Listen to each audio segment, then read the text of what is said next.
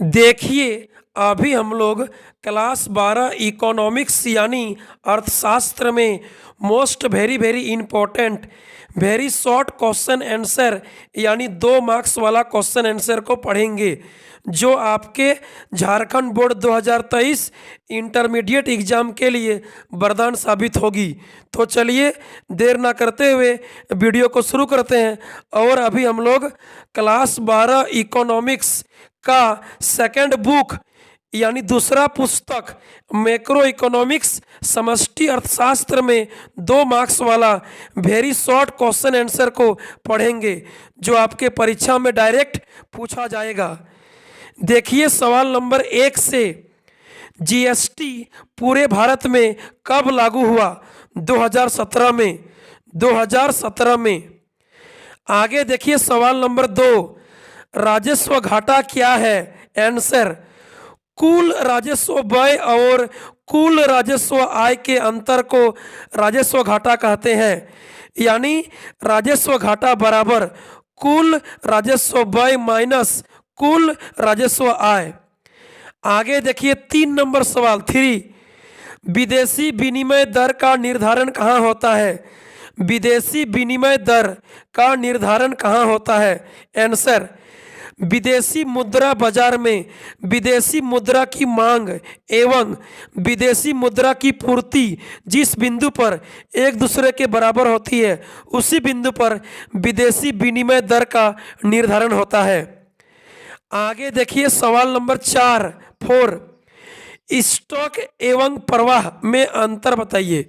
Stock एवं प्रवाह यानी फ्लो में क्या अंतर है? आंसर, स्टॉक एक स्थिर अवधारणा है जिसे एक विशेष समय बिंदु में मापा जाता है, जैसे धन संपत्ति, एक टंकी में रखा पानी, गोदाम में रखे गेहूं की मात्रा आदि। आगे है प्रवाह। प्रवाह यानी फ्लो एक गतिशील अवधारणा है जो एक समय अवधि में मापी जाती है, समय काल में मापी जाती है, जैसे आय, व्यय, उपभोग, निवेश, नदी का पानी आदि। ये सभी परिवर्तनशील होते हैं। आगे देखिए सवाल नंबर 5, मूल्य वृद्धि क्या है? मूल्य वृद्धि किसे कहते हैं? आंसर, उत्पादन का मूल्य एवं मध्यवर्ती लागत के बीच का अंतर को मूल्य वृद्धि कहा जाता है। अर्थात किसी वस्तु को बेचने से प्राप्त राशि और उसे निर्मित करने में हुआ खर्च के अंतर को मूल्य वृद्धि कहते हैं। आगे देखिए सवाल नंबर 6, सवाल नंबर 6 को पढ़िए। सकल निवेश और शुद्ध निवेश क्या है? सकल निवेश और शुद्ध निवेश में क्या अंतर है? आंसर, किसी वस्तु के उत्पादन प्रक्रिया के दौरान पूंजीगत वस्तुओं यानी स्थिर साधनों पर किए गए कुल व्यय को सकल निवेश कहते हैं, जबकि सकल निवेश में पूंजीगत वस्तुओं पर हुए घिसावट व्यय मूल्यह्रास को घटा देने पर शुद्ध निवेश प्राप्त होता है। अतः शुद्ध निवेश बराबर सकल निवेश माइनस घिसावट व्यय यानी मूल्यह्रास। आगे देखिए सवाल नंबर 7, आय का चक्रीय प्रवाह से आप क्या समझते हैं? आंसर, किसी अर्थव्यवस्था के विभिन्न क्षेत्रों में मौद्रिक आय का प्रवाह या वस्तुओं और सेवाओं के चक्रीय रूप में प्रवाह को फ्लो को आय का चक्रीय प्रवाह यानी सर्कुलर फ्लो ऑफ इनकम आय का चक्रीय प्रवाह कहा जाता है। समझिए, हम लोग पहले अपना पूंजी को कोई काम में इन्वेस्ट करते हैं जिससे उत्पादन कार्य शुरू होता है और उत्पादन से आय प्राप्त होती है। फिर आय को खर्च करते हैं, व्यय करते हैं, तो फिर उत्पादन अधिक होता है, फिर आय प्राप्त होता है, फिर व्यय करते हैं, फिर उत्पादन होता है, फिर उत्पादन से आय प्राप्त होगा, फिर आय को व्यय करेंगे, फिर उत्पादन होगा। ये प्रोसेस लगातार चलते रहेगा जिसे आय का चक्रीय प्रवाह कहेंगे। आगे देखिए सवाल नंबर 8 नंबर को पढ़िए। 8, सकल घरेलू उत्पाद जीडीपी ग्रॉस डोमेस्टिक प्रोडक्ट क्या है? आंसर, एक लेखा वर्ष 1 अप्रैल से 31 मार्च में किसी देश की घरेलू सीमा के अंदर सभी उत्पादकों द्वारा उत्पादित अंतिम वस्तुओं एवं सेवाओं के बाजार मूल्य के जोड़ को सकल घरेलू उत्पाद यानी जीडीपी कहा जाता है। ठीक है, आगे देखिए सवाल नंबर 9 नेशनल इनकम राष्ट्रीय आय को परिभाषित करें। आंसर, एक लेखा वर्ष में किसी देश की घरेलू सीमा में अर्जित कुल साधन आय यानी लगान प्लस मजदूरी प्लस ब्याज प्लस लाभ तथा विदेशों से प्राप्त शुद्ध साधन आय का जोड़ राष्ट्रीय आय कहलाता है। अर्थात राष्ट्रीय आय नेशनल इनकम बराबर होता है कुल घरेलू साधन आय यानी लगान प्लस मजदूरी प्लस ब्याज प्लस लाभ तथा जोड़ विदेशों से प्राप्त शुद्ध साधन आय। आगे देखिए सवाल नंबर 10 हस्तांतरण आय ट्रांसफर इनकम क्या है? हस्तांतरण आय क्या है? आंसर, यह अर्थव्यवस्था में लोगों को उत्पादन प्रक्रिया में बिना योगदान दिए प्राप्त होती है, जैसे छात्रवृत्ति, वृद्धा पेंशन, बेरोजगारी भत्ता आदि। इसे राष्ट्रीय आय में शामिल नहीं किया जाता है क्योंकि ये सरकार द्वारा मिलने वाली आर्थिक सहायता होती है। आगे देखिए सवाल नंबर 11 दोहरी गणना डबल काउंटिंग क्या है? आंसर, राष्ट्रीय आय के आकलन में किसी वस्तु या सेवा का मूल्य एक से अधिक बार शामिल करना दोहरी गणना कहलाता है। आगे देखिए सवाल नंबर 12 मूल्यह्रास या घिसावट व्यय क्या है?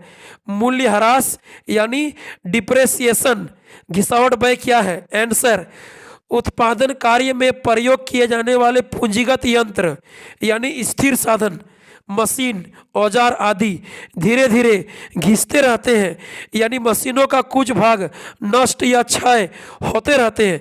इसीलिए सकल राष्ट्रीय उत्पादन का यानी कुल उत्पादन का कुछ भाग व्यय नष्ट हो जाता है, जिसे घिसावट व्यय या मूल्यह्रास डिप्रेसिएशन कहते हैं।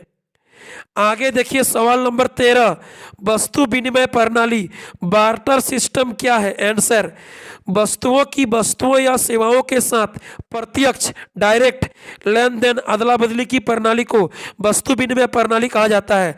वस्तु विनिमय प्रणाली में मुद्रा के प्रयोग के बिना एक वस्तु या सेवा का दूसरी वस्तु या सेवा के साथ डायरेक्ट सीधा लेन देन होता है। आगे देखिए सवाल नंबर 13 हो गया। 14 नंबर 14 को पढ़िए। बैंक दर बैंक रेट किसे कहते हैं? आंसर, जिस दर पर किसी देश का केंद्रीय बैंक यानी सेंट्रल बैंक अपने सदस्य व्यापारिक बैंकों को यानी कॉमर्शियल बैंकों को ऋण सुविधाएं प्रदान करती है, ऋण सुविधाएं उपलब्ध कराती है, उसे बैंक दर बैंक रेट कहते हैं। आगे देखिए सवाल नंबर 15 खुले बाजार की क्रियाएं ओपन मार्केट ऑपरेशंस क्या है? खुले बाजार की क्रियाएं ओपन मार्केट ऑपरेशन क्या है? आंसर, जब केंद्रीय बैंक द्वारा सेंट्रल बैंक द्वारा स्वयं मुद्रा बाजार एवं पूंजी बाजार में यानी बैंक में सरकारी प्रतिभूतियों की खरीद बिक्री लेन देन की जाती है तो उसे खुले बाजार की क्रियाएं कहा जाता है। आगे देखिए सवाल नंबर 16 ओवरड्राफ्ट क्या है? ओवरड्राफ्ट क्या है यानी अधिविकर्ष। ओवरड्राफ्ट क्या है? आंसर, वह सुविधा जिसमें एक चालू खाता का ग्राहक अपनी जमा की गई राशि से जमा की गई रकम से अधिक राशि निकासी कर सकता है, उसे ओवरड्राफ्ट अधिविकर्ष कहा जाता है। ठीक है, वह सुविधा जिसमें एक चालू खाते के ग्राहक चालू खाते के खाते धारक अपनी जमा की गई राशि से अधिक राशि निकासी कर सकता है निकाल सकता है, उसे ओवरड्राफ्ट अधिविकर्ष कहते हैं। आगे देखिए सवाल नंबर 17 मुद्रा पूर्ति मनी सप्लाई क्या है? आंसर, एक देश की मुद्रा पूर्ति का संबंध चलन की कुल मुद्रा का स्टॉक से है, अर्थात मुद्रा पूर्ति मुद्रा स्टॉक के केवल उस भाग को शामिल करती है जो जनता द्वारा खर्च करने के लिए तैयार होती है। आगे देखिए सवाल नंबर 18 साख नियंत्रण का तात्पर्य क्या है? साख नियंत्रण क्रेडिट कंट्रोल का क्या तात्पर्य है, क्या मीनिंग है? आंसर, साख का नियंत्रण का अभिप्राय है केंद्रीय बैंक द्वारा व्यापारिक बैंकों को ऋण देने की शक्ति को, क्षमता को नियंत्रित करना। साख नियंत्रण क्रेडिट कंट्रोल का मीनिंग है सेंट्रल बैंक द्वारा कमर्शियल बैंकों को लोन देने का पावर को कंट्रोल करना। आगे देखिए 19, मौद्रिक नीति क्या है? मॉनिटरी पॉलिसी क्या है मौद्रिक नीति? आंसर, मुद्रा एवं साख की मात्रा के नियंत्रण एवं निर्देशन से संबंधित सरकार की नीति को मौद्रिक नीति कहते हैं। मौद्रिक नीति को देश के केंद्रीय बैंक सेंट्रल बैंक द्वारा लागू किया जाता है। भारत में मौद्रिक नीति को आरबीआई लागू करते हैं। आगे देखिए 20, साख गुणक क्रेडिट मल्टीप्लायर क्या है? साख गुणक क्रेडिट मल्टीप्लायर क्या है? आंसर, बैंकों की जमाओं पर नगद कोष अनुपात कैश रिजर्व रेशियो सीआरआर के व्युत्क्रम को साख गुणक कहते हैं। अर्थात साख गुणक बराबर 1 बटा जमाओं पर नगद कोष अनुपात, यानी क्रेडिट मल्टीप्लायर इक्वल टू 1 बटा सीआरआर। याद रखिएगा, बैंकों की जमाओं पर नगद कोष अनुपात कैश रिजर्व रेशियो सीआरआर के व्युत्क्रम को साख गुणक कहते हैं। क्रेडिट मल्टीप्लायर इक्वल टू 1 बटा सीआरआर। आगे देखिए सवाल नंबर 21, 21, नगद कोष अनुपात सीआरआर और सांविधिक तरलता अनुपात एसएलआर में क्या अंतर है? उत्तर, सीआरआर में सभी व्यापारिक बैंकों को अपनी जमाओं का कुछ प्रतिशत सेंट्रल बैंक के पास रखना पड़ता है, जबकि एसएलआर में सभी व्यापारिक बैंकों को अपनी जमाओं का एक निश्चित प्रतिशत दिन प्रतिदिन के लेन देन के लिए अपने ही पास, अपने ही बैंक में नगद रूप में, कैश रूप में रखना पड़ता है।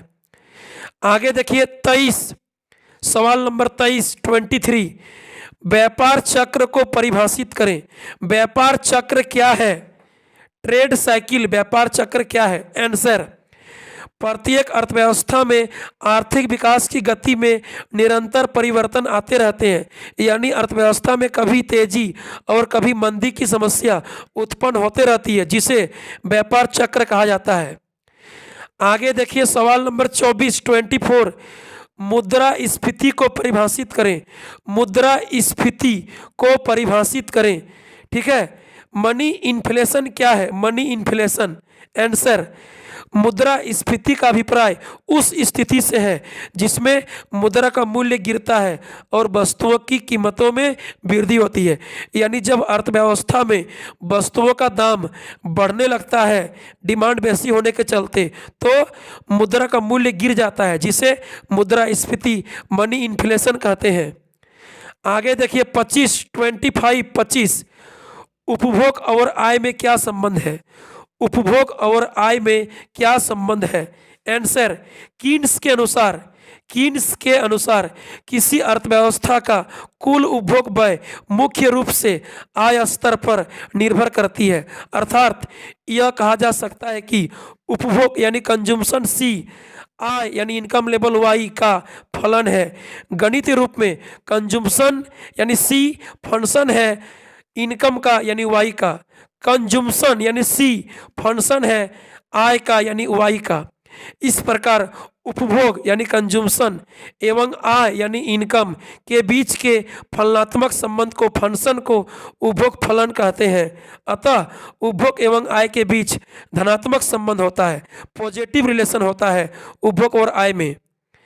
आगे देखिए 26, 26, व्यापार संतुलन क्या है?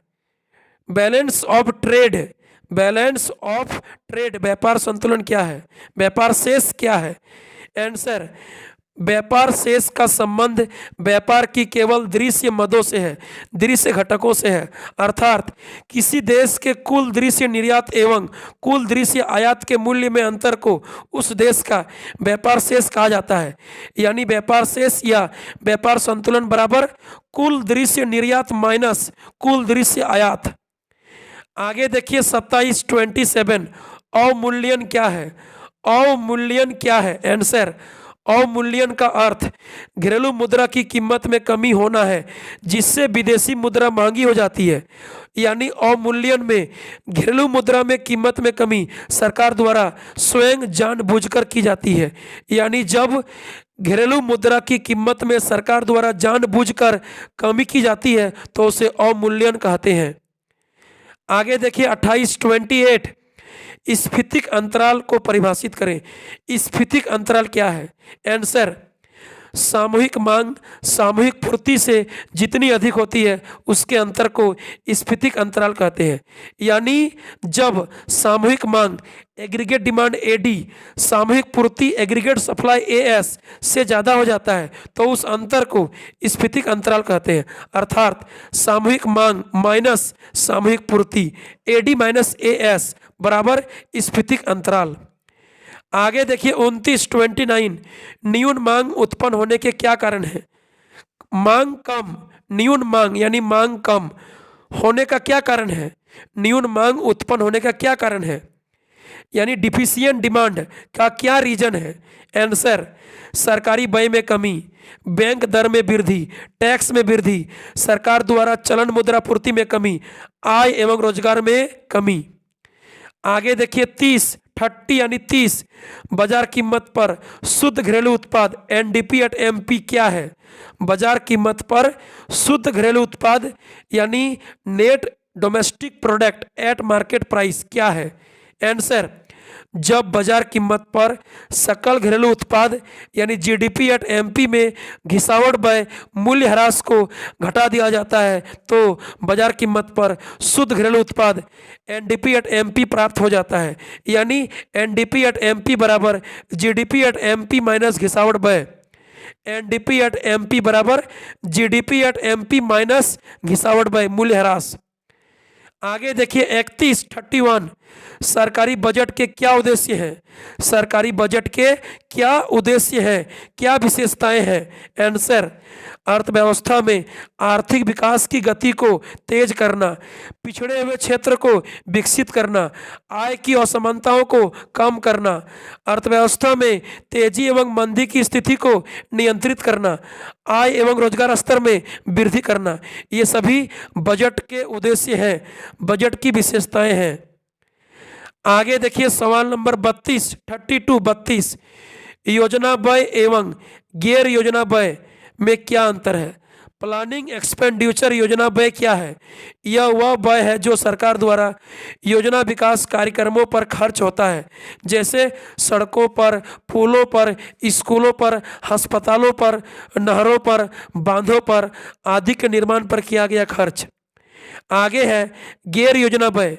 गैर योजना व्यय non planning expenditure, non planning expenditure यह वह व्यय है जो सरकार द्वारा बिना योजना बनाए अचानक खर्च करनी पड़ती है, जैसे बाढ़, सूखा, भूकंप आदि अप्रत्याशित दुर्घटनाओं पर किया गया खर्च।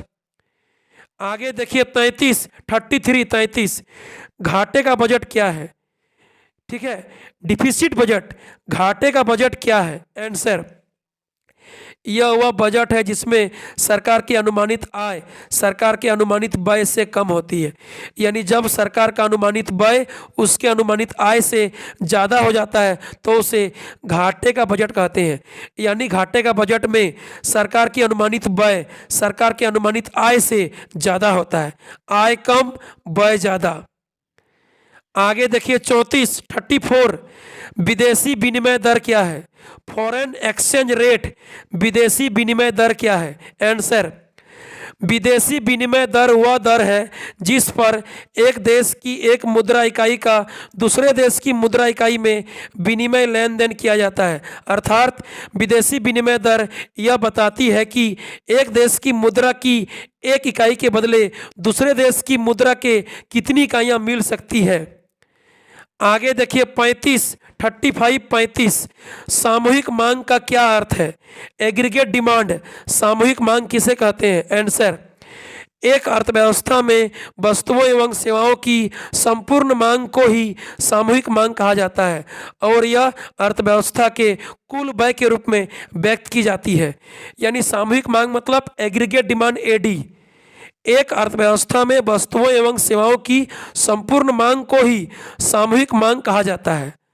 और हम मांग करेंगे तो क्या होगा, वस्तु खरीदेंगे तो क्या होगा, पैसा खर्चा होगा, पैसा व्यय होगा, यानी सामूहिक मांग अर्थव्यवस्था के कुल व्यय के रूप में व्यक्त की जाती है। ठीक है, यानी सामूहिक मांग बराबर कुल व्यय। हमारा आय का व्यय दो पार्ट में होता है, उपभोग व्यय प्लस निवेश व्यय, यानी aggregate demand AD. Aggregate demand AD बराबर कंज्यूमशन प्लस इन्वेस्टमेंट। आगे देखिए 36 प्रेरित निवेश इंड्यूज इन्वेस्टमेंट क्या है। प्रेरित निवेश निजी निवेश क्या है। आंसर, प्रेरित या निजी निवेश अर्थव्यवस्था में निजी व्यक्तियों या पूंजीपतियों द्वारा की जाने वाली निवेश है जो उसके आय स्तर पर निर्भर करती है। अर्थात आय बढ़ने पर निजी निवेश में वृद्धि होती है और आय घटने पर निजी निवेश प्रेरित निवेश में कमी होती है। आगे देखिए 37 पूर्ण रोजगार क्या है। पूर्ण रोजगार फुल एम्प्लॉयमेंट। फुल एम्प्लॉयमेंट क्या है। आंसर, पूर्ण रोजगार संतुलन की वह स्थिति है जिसमें वस्तुओं एवं सेवाओं की कुल मांग उसके कुल पूर्ति के बराबर होती है। यानी अर्थव्यवस्था में जब सामूहिक मांग एडी एग्रीगेट डिमांड और सामूहिक पूर्ति एएस एग्रीगेट सप्लाई दोनों बराबर हो जाता है तो उस पॉइंट को पूर्ण रोजगार फुल एम्प्लॉयमेंट का बिंदु कहते हैं। अर्थात प्रत्येक कार्य करने योग्य एवं शारीरिक इच्छुक व्यक्ति को जब बाजार की प्रचलित मजदूरी दर पर कार्य करने का अवसर प्राप्त हो जाता है या रोजगार मिल जाता है तो उसे पूर्ण रोजगार फुल एम्प्लॉयमेंट का स्थिति कहते हैं। ठीक है, याद रखिएगा, जब अर्थव्यवस्था में प्रत्येक कार्य करने योग्य एवं शारीरिक इच्छुक व्यक्ति को बाजार की प्रचलित मजदूरी दर पर कार्य करने का अवसर प्राप्त हो जाता है या रोजगार मिल जाता है तो उसे फुल एम्प्लॉयमेंट यानी पूर्ण रोजगार की अवधारणा कहते हैं। आगे देखिए 38 प्रगतिशील कर क्या है। प्रगतिशील कर क्या है यानी प्रोग्रेसिव टैक्स क्या है। प्रोग्रेसिव टैक्स प्रगतिशील कर क्या है। आंसर, यह वह टैक्स है जिसका रेट आय बढ़ने के साथ बढ़ती जाती है और आय घटने से घट जाती है। अर्थात यह टैक्स धनी व्यक्तियों के लिए अधिक होती है एवं गरीब व्यक्तियों के लिए कम होती है, जैसे संपत्ति कर, इनकम टैक्स आदि। ठीक है, आगे देखिए 39 राजस्व प्राप्तियां रेवेन्यू रिसिप्ट क्या है। राजस्व प्राप्तियां रेवेन्यू रिसिप्ट्स क्या है। आंसर, वे प्राप्तियां जिससे सरकार का न कोई दायित्व उत्पन्न होता है और न ही सरकार की परिसंपत्तियों में कोई कमी होती है, राजस्व प्राप्तियां कहलाती है। उदाहरण के लिए सरकार को दिया जाने वाला टैक्स, सरकार को जब हम टैक्स देते हैं तो सरकार का कोई दायित्व उत्पन्न नहीं होता है कि वह हमको भी देगा, तो सरकार का संपत्ति में भी कोई कमी नहीं होगा। यानी राजस्व प्राप्तियों से ना तो कोई दायित्व उत्पन्न होता है और ना ही सरकार की परिसंपत्तियों में कोई कमी होती है, जैसे टैक्स। आगे देखिए 40 मुद्रा के 4 कार्य बताइए। मुद्रा यानी मनी का 4 फंक्शन, 4 गो कार्य बताना है। पहला विनिमय का माध्यम, दूसरा मूल्य का मापक, तीसरा मूल्य का संचय, तो चौथा मूल्य का हस्तांतरण। आगे देखिए 41 राजकोषीय नीति क्या है। राजकोषीय नीति फिस्कल पॉलिसी क्या है। फिस्कल पॉलिसी क्या है। आंसर, सरकार के बजट यानी आय व्यय टैक्स आदि से संबंधित नीति को राजकोषीय नीति कहते हैं। इसे भारत सरकार का वित्त मंत्री द्वारा लागू किया जाता है। राजकोषीय नीति को भारत सरकार का वित्त मंत्री लागू करते हैं। आगे देखिए 42 अर्थव्यवस्था में साख निर्माण यानी साख सृजन किसके द्वारा होता है। व्यापारिक बैंकों द्वारा, सभी कॉमर्शियल बैंकों द्वारा। आगे देखिए 43 खुली अर्थव्यवस्था ओपन इकोनॉमी क्या है। आंसर, जब एक देश का विश्व के दूसरे देशों के साथ आर्थिक व्यापारिक संबंध होता है तो उसे खुली अर्थव्यवस्था कहते हैं, जिसमें विदेशी व्यापार यानी आयात निर्यात होता है। आगे देखिए 44 प्रत्यक्ष और अप्रत्यक्ष कर के दो दो एग्जाम्पल दीजिए। डायरेक्ट टैक्स और इनडायरेक्ट टैक्स का दो दो एग्जाम्पल उदाहरण देना है। देखिए, प्रत्यक्ष कर डायरेक्ट टैक्स का एग्जाम्पल इनकम टैक्स, संपत्ति कर, उपहार कर आदि। आगे इनडायरेक्ट टैक्स अप्रत्यक्ष कर का एग्जाम्पल बिक्री कर यानी सेल टैक्स, उत्पाद कर यानी प्रोडक्ट टैक्स, सेवा कर यानी सर्विस टैक्स। ठीक है, यानी प्रत्यक्ष कर का एग्जाम्पल क्या होगा? इनकम टैक्स, संपत्ति कर, उपहार कर यानी गिफ्ट टैक्स आदि। आगे अप्रत्यक्ष कर का एग्जाम्पल क्या होगा? सेल टैक्स बिक्री कर, प्रोडक्ट टैक्स उत्पाद कर, सर्विस टैक्स सेवा कर आदि। आगे देखिए 45 अच्छी मुद्रा के गुण बताइए। श्रेष्ठ मुद्रा पदार्थ का गुण बताओ। अच्छी मुद्रा के क्या गुण होता है? आंसर, एक अच्छी मुद्रा में टिकाऊ, मूल्य, स्थिरता, उपयोगिता, विभाज्यता आदि के गुण उपस्थित होना चाहिए। एक अच्छी मुद्रा पदार्थ में, श्रेष्ठ मुद्रा पदार्थ में पहला बात मुद्रा टिकाऊ होना चाहिए, मुद्रा में उपयोगिता होना चाहिए, मुद्रा में मूल्य स्थिरता होना चाहिए, मुद्रा में विभाज्यता होना चाहिए। आगे देखिए 46 केंद्रीय बैंक, सेंट्रल बैंक के दो मुख्य कार्य बताइए। आंसर, नोट जारी करना, सरकार का बैंकर एवं सलाहकार के रूप में कार्य करना, साख नियंत्रण करना, क्रेडिट कंट्रोल करना आदि। आगे देखिए 47 सावधि जमा फिक्स डिपॉजिट क्या है? आंसर, सावधि जमा खाते में प्रायः एक निश्चित अवधि मिनिमम 46 दिन से या मैक्सिमम 3 वर्ष या उससे अधिक के लिए रकम जमा कराई जा सकती है, जो स्थिर रहती है और समय पूरा होने के बाद ब्याज सहित रुपया वापस मिल जाता है। इस खाते में ब्याज की दर सबसे अधिक होती है, बहुत अधिक होती है। क्या समझे? फिक्स डिपॉजिट क्या है? एफडी क्या है? सावधि जमा खाते में प्रायः एक निश्चित अवधि मिनिमम 46 दिन और मैक्सिमम 3 वर्ष या उससे अधिक के लिए रकम पैसा जमा कराई जा सकती है, जो प्रायः स्थिर रहती है और समय पूरा होने के बाद ब्याज सहित इंटरेस्ट सहित रुपया वापस मिल जाता है। इस खाते में ब्याज की दर सबसे अधिक, बहुत अधिक होती है। आगे देखिए 48 समष्टि अर्थशास्त्र मैक्रो इकोनॉमिक्स क्या है? आंसर, मैक्रो यानी बड़ा, विशाल, व्यापक। समष्टि मैक्रो शब्द का अर्थ विशाल या व्यापक या बड़ा होता है।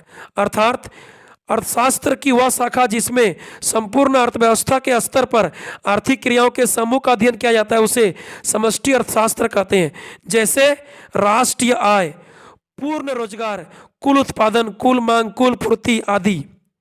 आगे देखिए 49 1936 में प्रकाशित J.M. कीन्स की पुस्तक का नाम बताइए।